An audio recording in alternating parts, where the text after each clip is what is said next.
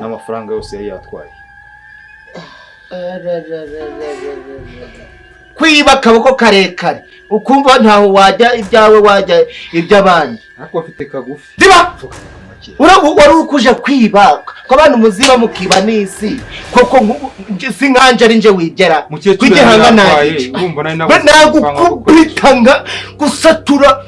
nkahita ngo hekenya n'amenyo nkacira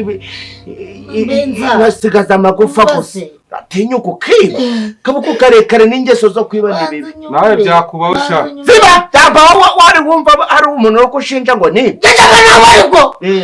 nari ukwiba amafaranga nugutera umwana w'abandi nda ibyo urabyumva ute wasise mugene muheza ibyo akwiye bamurase hanyuma wowe bakurase uwo mutwe baguvaneho baragukorera iki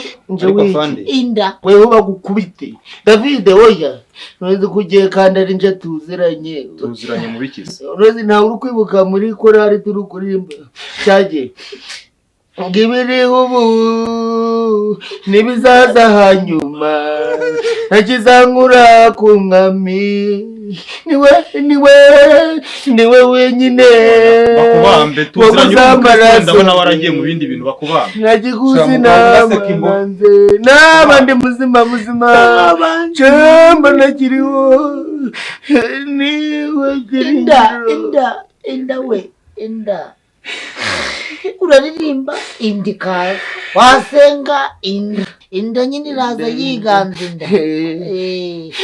akinda wowe yaragaragaye ntabwo iragaragara